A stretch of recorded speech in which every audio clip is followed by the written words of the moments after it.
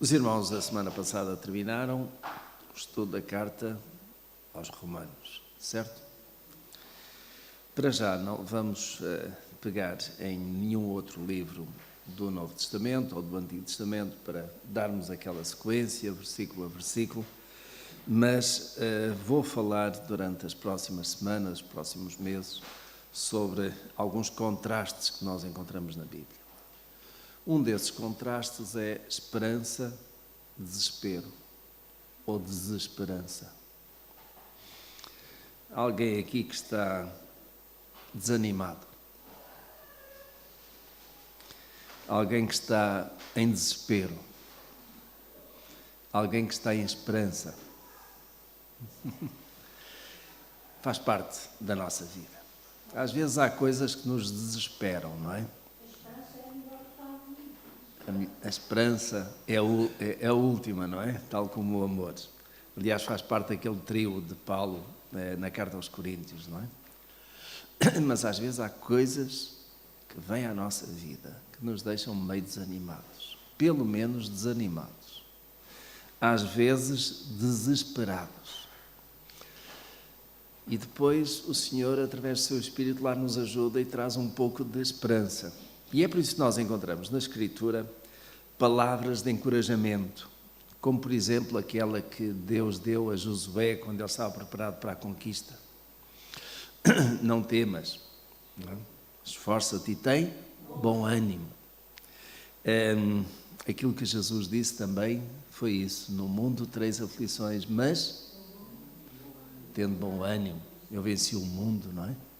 Então, digamos, nós estamos muitas vezes, digamos, sentindo dentro de nós este conflito entre desespero, desânimo, esperança, ânimo. E isto muitas vezes batalha dentro de nós. E a questão é: quem é que leva de vencida? Quem é que vai ganhar? É o desânimo ou o ânimo? É a esperança ou o desespero? Eu tenho uma série de versículos, aliás é interessante quando nós começamos a escavar este tesouro, é impressionante a quantidade de versículos sobre esperança, mas também há muitos sobre desespero. E nós vamos ver alguns. O desespero pode ser de tal modo que pode levar alguém a desejar a morte. E meus irmãos, às vezes, e nós encontramos na Escritura, e a palavra do Senhor é tremenda. Ela podia ser um livro em que só tinha coisas boas, só tinha bênçãos, só tinha maravilhas. E nós líamos e sentíamos ainda mais frustrados. Porquê? Porque não conseguíamos estar naquele ponto. Mas para a nossa edificação e para o nosso ânimo e encorajamento, a palavra do Senhor tem muitas situações de desânimo, de desespero, de pessoas que até chegaram ao ponto de desejar a morte para si. E eu vou mencionar alguns deles. Os irmãos podem abrir em primeiro livro de Reis, aliás, primeiro livro de Reis, capítulo 19.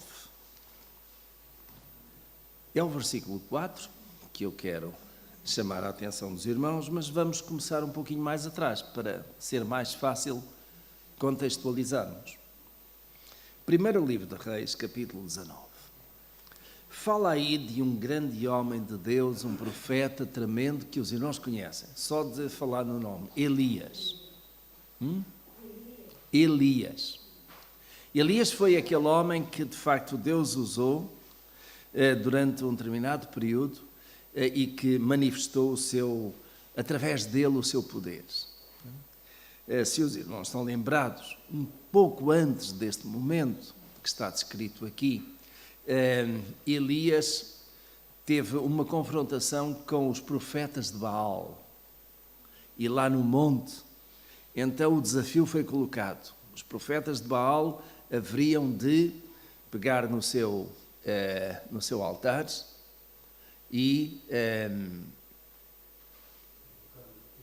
invocar o seu Deus. E nada aconteceu. E Elias, de certo modo, até até gozou um pouco, é a minha palavra, com a situação de, gritai mais alto, pode ser que o vosso Deus esteja longe, tenha ido de viagem, ou esteja a dormir, não é? Gritai! E ele depois mandou regar aquele altar com água e mais água, ficou bem molhado, e então o que aconteceu? Deus mandou o fogo do céu, não é? E consumiu tudo. E ele depois foi atrás dos profetas de Baal. E nenhum ficou. Então nós vemos aí um Elias forte, cheio de ânimo, com uma esperança tremenda de que o Senhor haveria de fazer o quê? Grandes coisas. Vocês não estão a ver esse momento. Agora vamos passar ao capítulo 19 e vamos ver o que vem. E no capítulo 19, versículo 1 diz assim: Ora, Acabe, que era rei, fez saber a Jezabel, sua mulher, tudo quanto Elias havia feito e como matar à espada todos os profetas. Então Jezabel mandou um mensageiro a Elias a dizer-lhe: Assim me façam os deuses e outro tanto, se até amanhã, a estas horas, eu não fizeres a tua vida como a de um deles. Quando ele viu isto, levantou-se e, para escapar com vida, se foi. E chegando a Berseba, que pertence a Judá, deixou ali o seu moço. E agora vejam, meus irmãos, esta quebra tremenda de ânimo, de coragem, de determinação, de esperança, e vejam o que vai dar. Ele, porém, entrou pelo deserto, caminho de um dia, e foi sentar-se debaixo de um zimbro, e pediu para si a morte, dizendo: Já basta, ó Senhor, toma agora a minha vida, pois não sou melhor do que meus pais. Basta, não aguento mais. Meus irmãos, não nos sentimos nós às vezes assim também? Senhor, basta, não aguento mais. A situação é de tal modo, depois de estarmos lá no alto, de termos sentido a mão de Deus, às vezes vêm situações de doença, de qualquer problema, qualquer coisa que nos amachuca, que nos toca lá no ponto e nós vamos a pique. Elias, o grande homem de Deus. Aquele que, quando o Senhor Jesus subiu ao monte e levou 2 dos seus discípulos, Pedro e João, para orar ao monte da transfiguração, e ali se transfigurou, quem é que apareceu junto do Senhor? Moisés e Elias.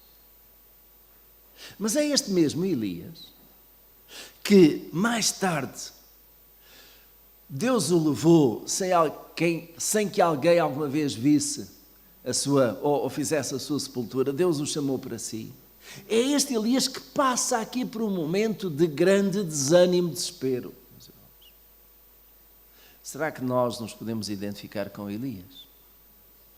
Às vezes não estamos nós também numa situação espiritualmente boa, agradável, forte, de ânimo, e depois surge qualquer coisa e parece que é de caixão à cova. Agora, meus irmãos, será que Deus atendeu à oração de Elias, ao pedido de Elias? Vejam o verso 5. E deitando-se debaixo do zimbro, dormiu. E eis que um anjo tocou e lhe disse: Levanta-te e come. Ele olhou e eis que à sua cabeceira estava um pão cozido sobre as brasas e uma botija de água.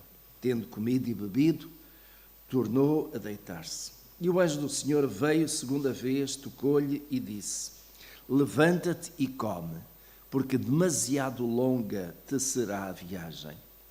Levantou-se, pois, e comeu e bebeu, e com a força desse alimento caminhou 40 dias. E é interessante o número 40, não é? 40 dias e 40 noites, até Horebe, o monte de Deus. Ali entrou numa caverna onde passou a noite, e eis que lhe veio a palavra do Senhor, dizendo: Que fazes aqui, Elias? Que fazes aqui? 40 dias e 40 noites aqui, o que é que tu fazes aqui? Não são horas de trabalhar? Não são horas de ministrar? Respondeu ele: Tenho sido muito zeloso pelo Senhor. E isso alguns de nós podemos dizer, não é? Tenho sido muito zeloso pelo Senhor. Deus dos exércitos, porque os filhos de Israel deixaram o teu pacto, derrubaram os teus altares, mataram os teus profetas à espada. E somente eu fiquei, e buscam a minha vida para me atirarem. Ao que Deus lhe disse: vem cá fora e põe-te no monte perante o Senhor. E eis que o Senhor passou, e um grande e forte vento fendia os montes e despedaçava as penhas diante do Senhor. Porém, o Senhor não estava no vento. E depois do vento, um terremoto. Porém, o Senhor não estava no terremoto.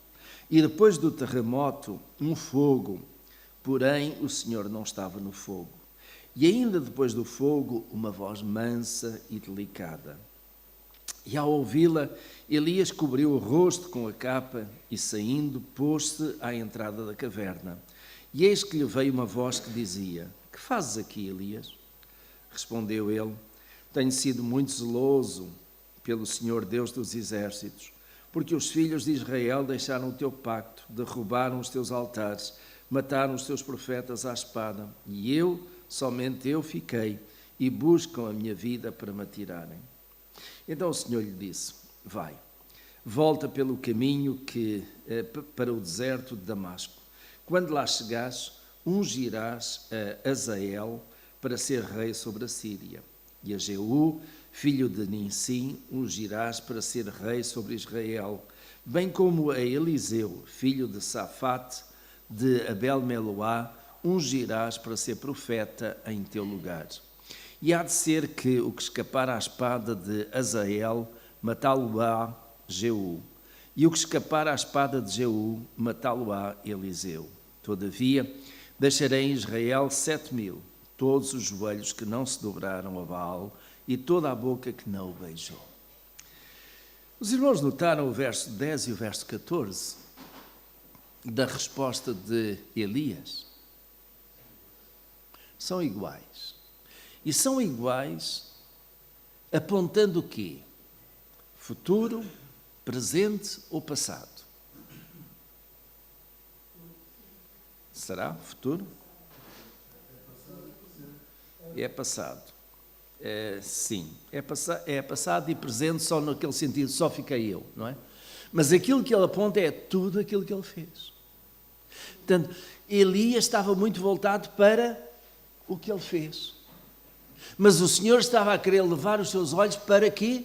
Para aquilo que ele iria fazer. E, meus irmãos, às vezes acontece isto. Quando nós ficamos meio desesperados, é porque há aí um obstáculo, há uma situação complicada, que nos atormenta, que nos tira o ânimo, e nós tendencialmente, o que é? Queremos e refugiamos no passado. Eu já tive dias melhores. Eu já fiz isto. Eu já fiz aquilo. Mas parece que temos algum receio de enfrentar o obstáculo. E é interessante que no meio de tudo isto, de facto Deus ainda tinha alguma coisa para Elias fazer. E o que era? Chegar àquele ponto de colocar um rei na Síria que seria ungido por Elias. Um rei em Israel que seria ungido por Elias. E um profeta para o seu lugar. Porque a palavra de Deus, o ministério de Deus não pode ficar interrompido. Era preciso alguém que sucedesse. Sim, Deus iria chamar Elias à sua presença. Mas não por causa do medo que Elias tinha, por causa da afronta que Jezabel estava a fazer, mas sim quando chegasse o tempo de Deus. E o tempo de Deus, muitas vezes, meus irmãos, não é o nosso tempo. O tempo de Deus não é muitas vezes o nosso tempo. Nós às vezes queremos que as coisas aconteçam, que seja assim, do nosso modo, do nosso jeito, da forma como nós vemos, daquilo que nos parece melhor. Mas nem sempre esses são os planos de Deus. E de facto Elias está numa situação de desespero, de desânimo. Ele acha que já fez tudo aquilo que tinha para fazer para o Senhor e por isso mesmo, Senhor, tira-me este problema da frente, leva-me. Elias não foi o único que pediu a morte para si, mas este de facto é um caso significativo. Vamos ver um outro. Vamos ver Jó. Jó, antes de Salmos,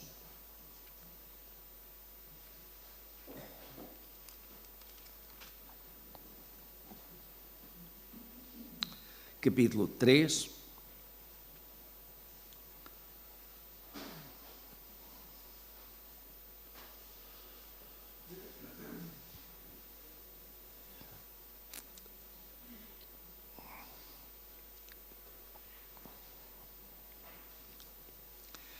E os irmãos conhecem a história de Jó, certo?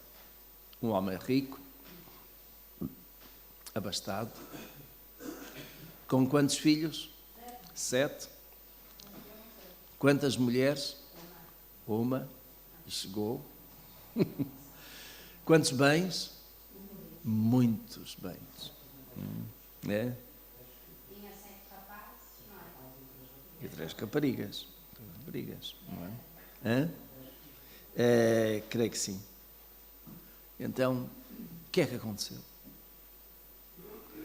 Primeiro, foi tocado o quê? O património de Jó, não é? Foram os seus bens, os animais, aquilo que ele tinha. Depois, a seguir, foi o quê? Foram os filhos. Mataram os moços ao fio de espada. E só um dos criados escapou para trazer a nova, não é? Depois, verso 18 do capítulo 1, enquanto este ainda falava, veio outro e disse, teus filhos e tuas filhas estão comendo e bebendo. E depois também foram. E chegou um ponto em que Jó, verso 20 do capítulo 1, eu estou só a voltar um pouquinho atrás, para quem não se lembra, lembrar-se ou ficar com a informação. Então Jó se levantou, rasgou o seu manto, rapou a sua cabeça e lançou-se em terra e adorou. E disse, nu saí do ventre de minha mãe e nu tornarei para lá. O Senhor deu e o Senhor tirou. Bendito seja o nome do Senhor. Em tudo isso, Jó não pecou, nem atribuiu a Deus falta alguma. Os meus irmãos, depois foi a vez de Jó ser atingido. Isso está no capítulo 2. E foi atingido como? Com uma chaga tremenda, úlceras, e que vinham desde a ponta dos pés até à cabeça. Alguns irmãos que está aqui alguma vez esteve numa situação dessas, de ficar com o corpo cheio de manchas. Não é manchas na pele porque foi à praia e não pôs o protetor solar.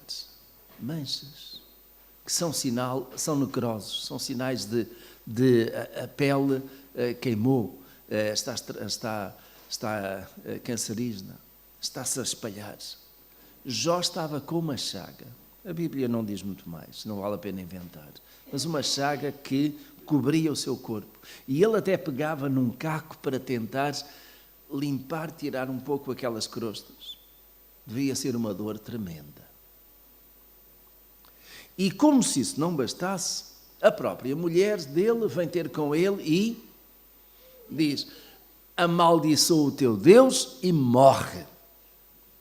Deus não quer saber mais de ti, amaldiçoa o teu Deus e morre.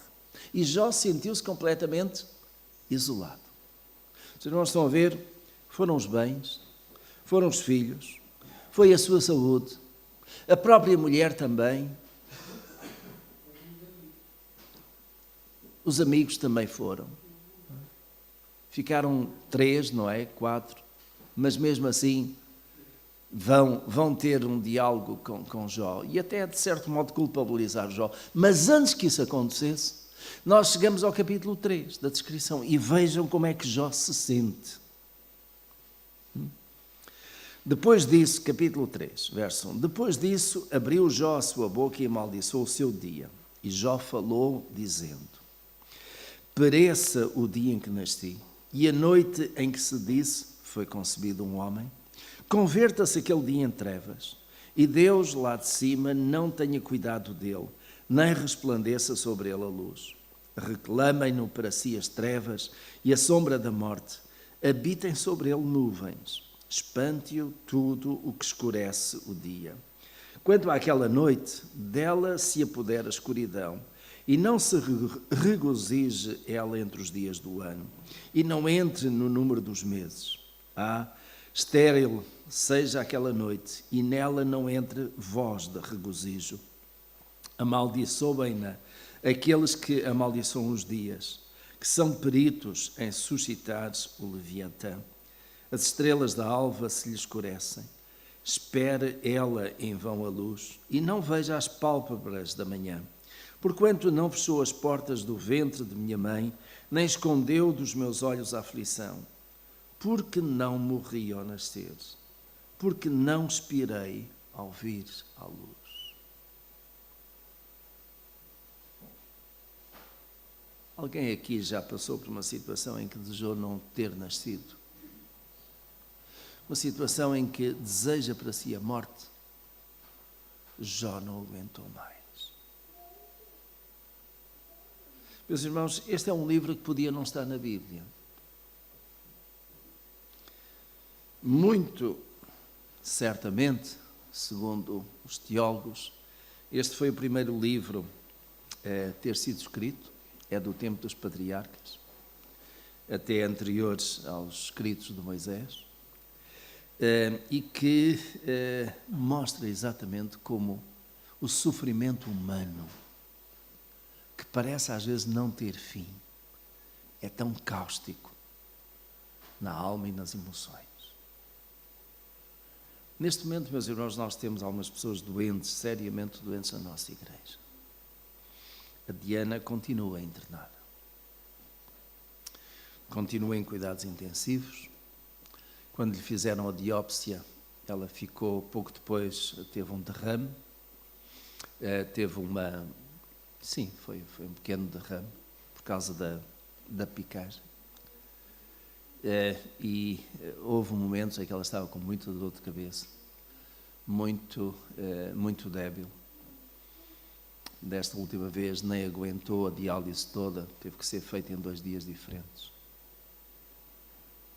E de facto nós olhamos para aquela menina de 13 anos, que há 5, que está com estes problemas de saúde, e nós podemos ser levados a pensar: porquê, Senhor? O que é certo é que durante este tempo, a Diana e o Zé têm-se fortalecido no Senhor e manifestam esta esperança, esta confiança no Senhor. Meus irmãos, às vezes quando nós olhamos para os problemas que vêm à nossa vida, sejam eles de que tipo forem, temos a tendência a perguntar: porquê eu, Senhor? Porquê é que isto me acontece? Porquê é que eu, sendo crente, sendo fiel ao Senhor, estas coisas vêm? Um pouco à semelhança daquilo que nós há pouco lemos e consideramos de Elias. Senhor, eu fiz isto, eu fiz aquilo, eu trabalhei para ti, eu servi-te. Porquê?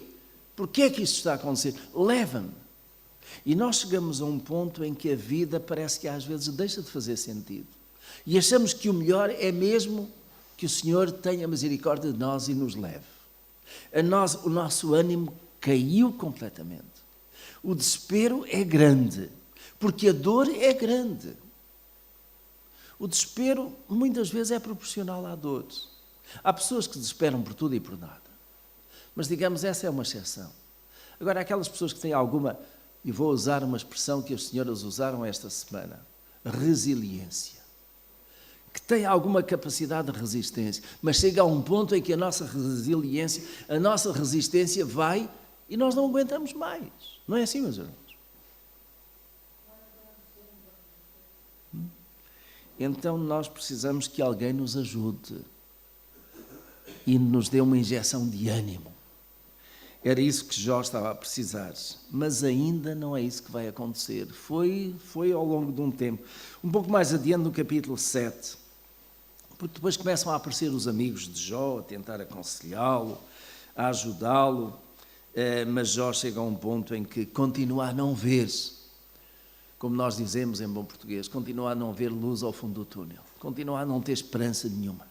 O seu desânimo é total. Capítulo 7, eu vou ler os primeiros 11 versículos.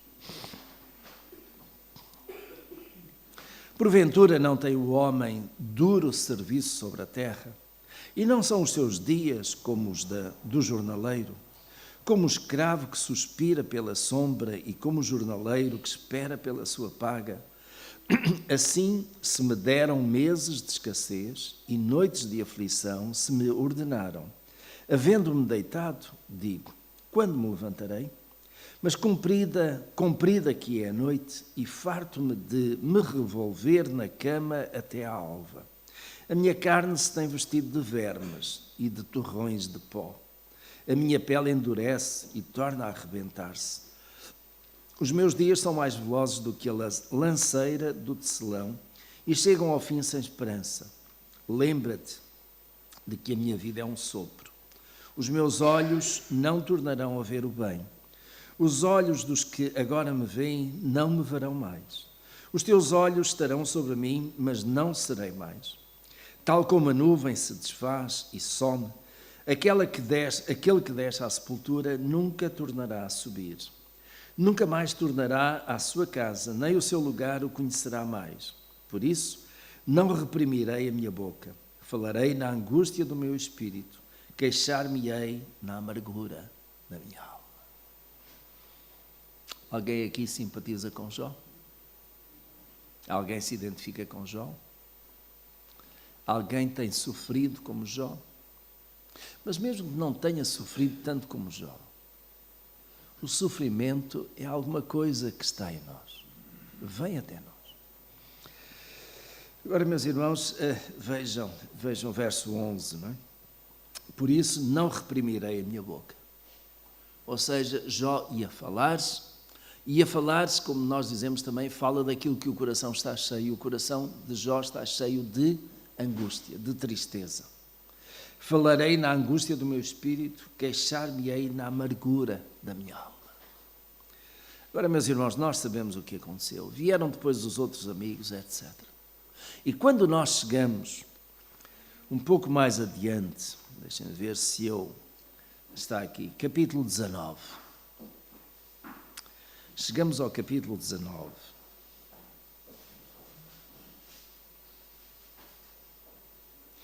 Versículo 25. E vemos aí uma sandália de esperança em Jó. Jó capítulo 19, versículo 25. Pois eu sei que o meu Redentor vive e por fim se levantará sobre a terra. E depois de consumida esta minha pele, então, fora da minha carne, verei a Deus. Vê-lo-ei ao meu lado, e os meus ossos, os meus olhos o contemplarão, e não mais como adversário. O meu coração desfalece dentro de mim. Jó estava a desfalecer, ainda estava angustiado, ainda sentia tudo aquilo que de facto estava na sua carne e no seu espírito, nas suas emoções. Mas ele tem aqui um rasgo de esperança. O meu Redentor vive. E é interessante que isto é dito por Jó, que é considerado o autor e patriarca dos mais antigos que nós encontramos na Escritura. Embora esteja aqui no meio da Bíblia, mas está no meio da Bíblia por uma questão de catalogação de livros. Mas Jó, um homem a quem ainda assim o Espírito de Deus deu esta clarividência. Eu sei que o meu Redentor vive e por fim se levantará sobre a terra. A esperança messiânica. A esperança que o Redentor havia de vir. E o Redentor não era mais do que aquele que iria redimir, que iria resgatar. E resgatar de quê? O corpo da enfermidade, a alma do pecado, resgatar a vida. E de novo dar sentido à vida. E ele diz, depois de consumida esta minha pele, então fora de mim verei a Deus. Fora da minha carne verei a Deus. Então já não é aquela ideia de que a sepultura é o fim. é ali que tudo acaba. Não! Depois de consumida esta minha carne, verei a Deus. E, meus irmãos, esta é a grande esperança do crente, ou não é? Nós podemos passar por tribulações, podemos passar por todo tipo de problemas, podemos perder os nossos queridos, podemos perder a saúde, podemos perder a paz, às vezes por causa de problemas, mas uma coisa nós não vamos perder, é a esperança no Redentor que vive, esperança naquele que um dia virá, esperança naquele que é capaz de tirar o nosso corpo da sepultura e o resgatar para Deus. Essa é a nossa grande esperança. E é para aí que eu vou passar agora. Próximo domingo nós vamos continuar, porque há ainda outros que naturalmente... Não, eu não estou a terminar. Vamos à esperança agora. Não quero que os irmãos saiam daqui desesperados, desanimados. Não, de modo nenhum. Vamos ver aqui alguns aspectos de esperança. Olha, ainda no Antigo Testamento, Provérbios capítulo 14. Eu tenho uma série de versículos, eu estou a selecioná-los neste enquadramento. Provérbios capítulo 14, verso 32.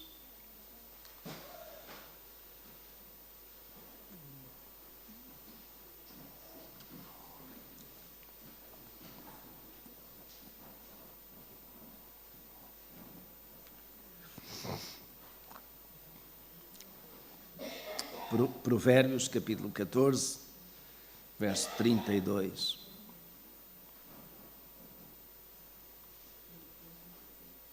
É uma frase curtinha e diz assim: o ímpio é derrubado pela sua malícia, mas o justo até na morte acha esperança.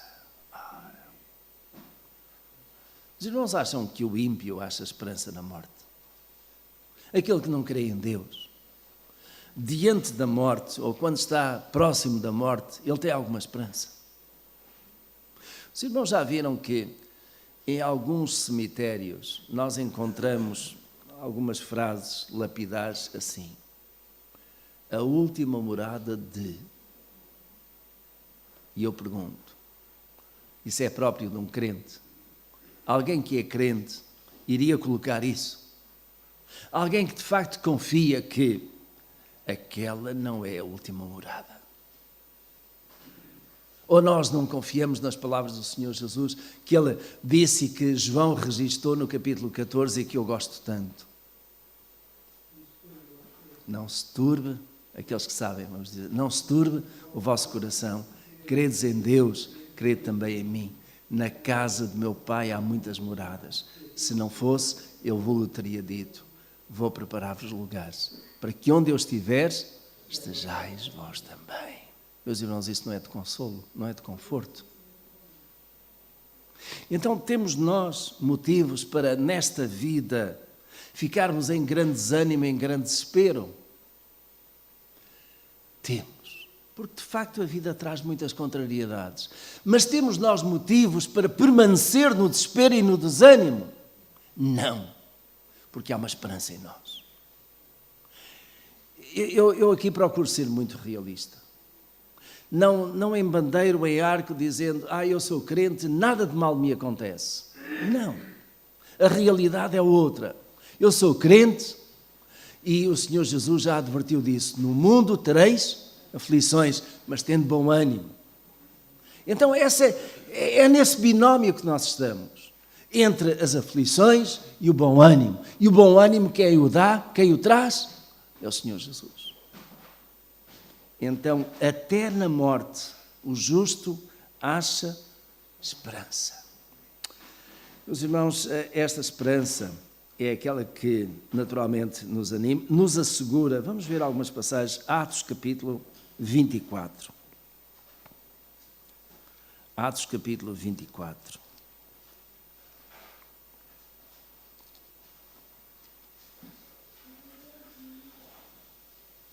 Versículo 15.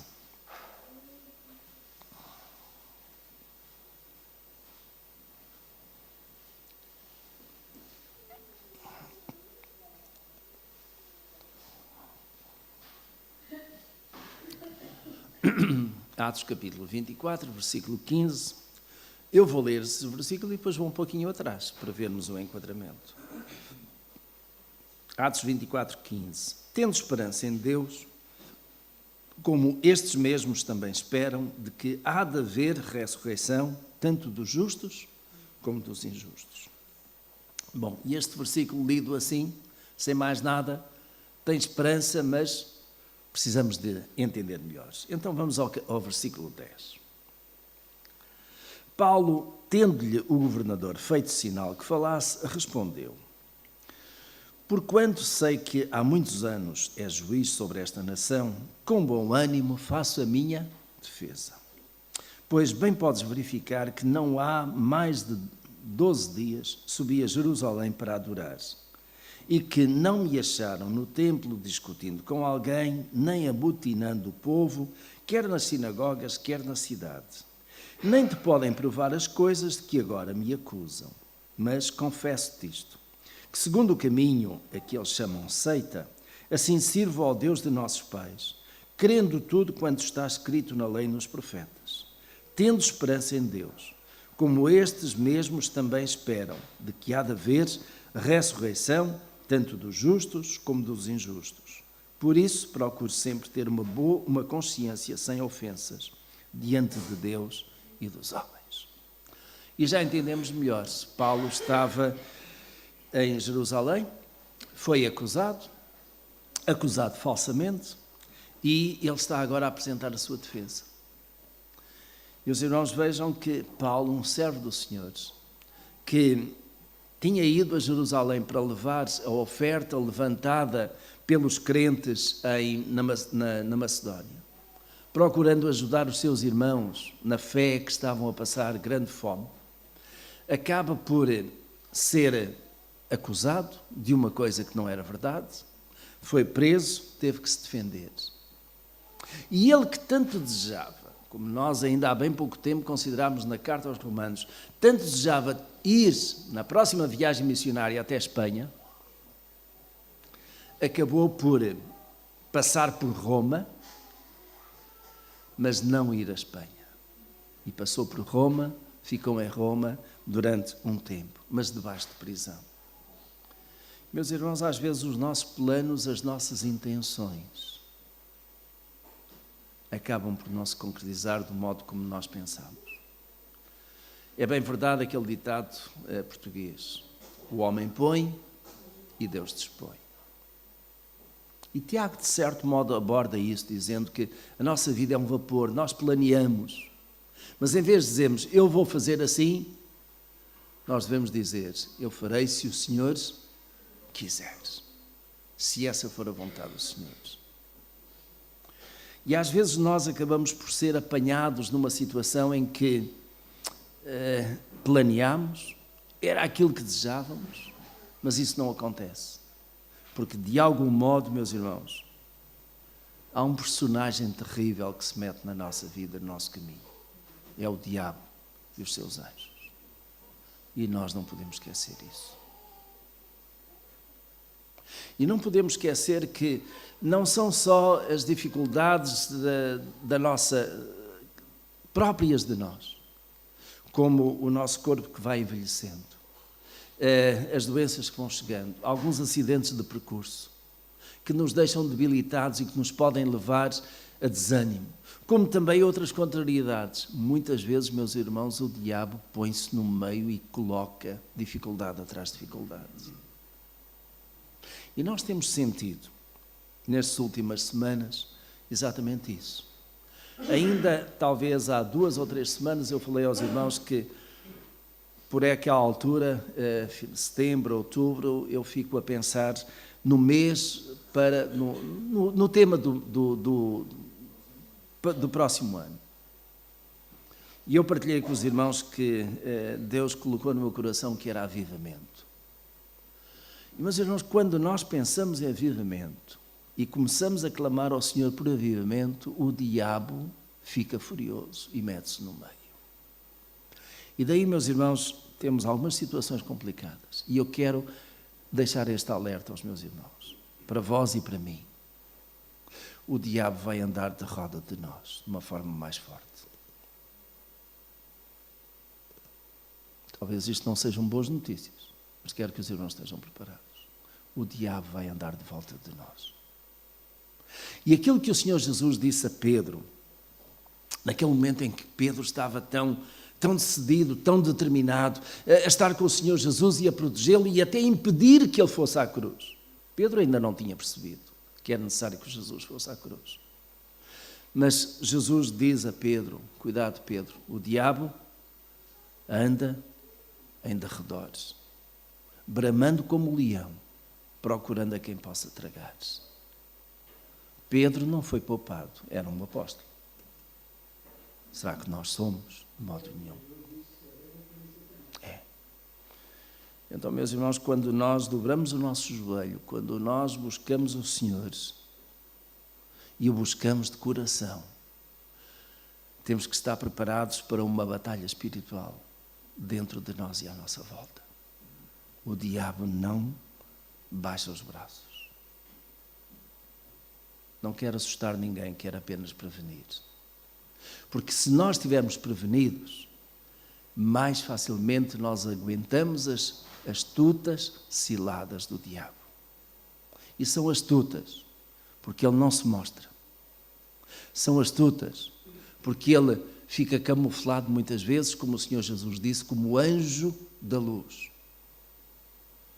E nós temos que estar preparados. Daí, meus irmãos, este meu apelo forte à oração. Se nós estivermos em oração, se nós batalharmos em oração, o diabo não levará a melhor sobre nós. A vitória pertence ao nosso Deus. Pertence àquele que está em nós. É maior do que aquele que está no mundo, não é o que diz a Sagrada Escritura? E quem é que está em nós? Cristo, o Espírito Santo. E aquilo que vence o mundo é o quê? Segundo diz João, é a nossa fé. É a nossa fé, é a nossa esperança, é a nossa convicção de que o Senhor está conosco. E por isso mesmo o diabo não terá mais qualquer poder sobre nós. Mas isso não significa que ele não tente. Não significa que ele não procure apanhar qualquer brecha. E, meus irmãos, muitas vezes ele faz isso quando nós estamos desanimados. Ele faz isso quando nós estamos desiludidos com alguma coisa. Ele faz isso quando os obstáculos que estão à nossa frente são grandes. E aí, mais e mais, que em vez de nós estarmos a pedir para Deus acabar com a nossa vida, eu sei que os irmãos não fazem isso, mas a pedir ao Senhor para nos dar força, nos dar coragem, nos dar capacidade e determinação para nós avançarmos. Se nós não fizermos isso, o diabo vai ganhando brecha na nossa vida. Meus irmãos, apenas alguns versículos então. Próximo domingo teremos outros mais. E vamos, de facto, andar a considerar estas duas grandes questões aqui da Bíblia. Desânimo, desespero, esperança e ânimo. É isso que nós vamos considerar. Que o Senhor vos dê uma esperança inabalável. Que o Senhor vos ajude, vos conforte, vos anime e vos dê a graça da sua presença constante nas vossas vidas. Nas vossas e na minha. Porque bem preciso disso, não é? Meus irmãos, a minha sugestão agora é esta. De facto, sou sensível àquilo que é a preocupação de alguns irmãos. Alguns de nós subimos para o Neemias Bares, temos o cafezinho, mas quem fica aqui, por favor, fique este tempo em oração. Leia a Bíblia. Não use este lugar para, eu vou usar a expressão, para fazer feira. Bem? Os irmãos entendem o que eu quero dizer. Se alguém quiser conversar, fica à vontade, mas vá até lá fora. Tem ali o corredor, tem lá em cima no Neemias Bar. Não use este lugar para fazer feira, está bem? E os irmãos que ficam aqui, que eu entendo perfeitamente, não vão tomar café, não vão sair para falar com alguém, fiquem em oração. Quanto mais a igreja se dobrar diante do Senhor em oração, maior será a vitória, maior será a nossa força espiritual. Então não vamos desperdiçar isso. São 15 minutos, mas que sejam bem aproveitados pelos irmãos que ficarem aqui, Quem quiser conversar, vai então ali fora, está bem?